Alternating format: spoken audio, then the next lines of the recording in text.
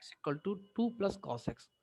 For each real t, there exists point c pi to pi t plus pi such that f dash c equal to 0. तो ये कुछ कुछ Rolle's theorem का statement लग रहा है मुझे। आइए जरा देखते हैं।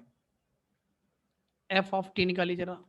देखिए T 2 plus cos x always continuous और डिफरेंशिएबल है। एफ ऑफ टी बोलो क्या बन जाएगा, 2 plus cos T. And F of pi plus T क्या बनेगा भाई, 2 plus cos pi plus T. Cos pi plus theta क्या होता है, माइनस कॉस थीटा होता है। तो अब तो यहां से तो ऐसा कुछ नहीं लग रहा कि फॉर ईच रियल टी, मान लीजिए आपने टी को ले लिया 1 तो 2 प्लस कॉस 1 और 2 माइनस कॉस 1, या आपने टी को ले लिया 0 तो टी को अगर आप 0 लेते हैं तो ये वैल्यू क्या बन जाएगी, 3 बन जाएगी, और ये वैल्यू क्या बन जाएगी 1। तो ये वैल्यू सेम आ ही नहीं रही है। तो मतलब रोल्स थ्योरम का स्टेटमेंट तो नहीं लग रहा मुझे।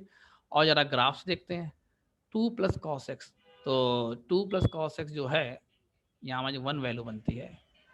तो ये इस तरीके से ग्राफ बन जाएगा 2 प्लस कॉस एक्स का। ये वैल्यू अब कितनी बन जाएगी 2, मैक्सिमम वैल्यू कितनी बन जाएगी 3। अब मान लो आप 0 से लेकर पाई तक का ले लीजिए इंटरवल। ठीक, आपने क्या किया, टी को 0 माना।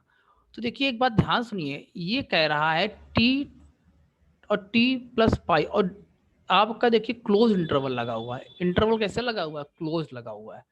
तो क्लोज के कारण क्या हो गया है कि आप जब क्लोज इंटरवल लेंगे एक बार, तो आपको इस पॉइंट को भी क्या करना पड़ेगा, इंक्लूड करना पड़ेगा भाई।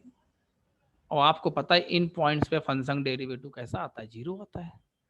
अच्छा अगर आप मतलब टी की कोई और वैल्यू पुट करते हैं, 0 के अलावा कोई पिक करते हैं, आपने मतलब टी इक्वल टू ले लिया 1 सपोज दैट, तो आपको यहां से लेकर यहां तक जाना पड़ेगा।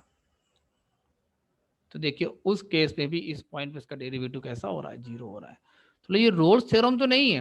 रोल्स थ्योरम में यहाँ पे इंटरवल आपका ओपन होता है, तो ये रोल्स थ्योरम तो नहीं है। बट ग्राफिकली मुझको दिख रहा है कि अगर आप पाई के इंटरवल में चीजों को देखेंगे तो आपका डेरिवेटिव 0 जरूर आ जाएगा।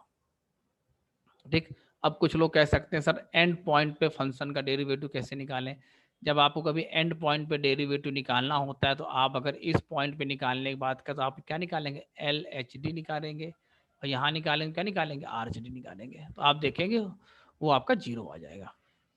अच्छा ये देखिए, ये तो आपका पीरियोडिक फंक्शन प्रॉपर्टी लिखी हुई है, F of T equal to F of T plus 2 पाई।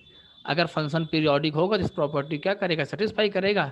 और आपको पता है कॉस एक्स एक पीरियोडिक फंक्शन, इसका फंडामेंटल पीरियड कितना है, 2 पाई का होता है। तो ये भी ट्रू हो गया।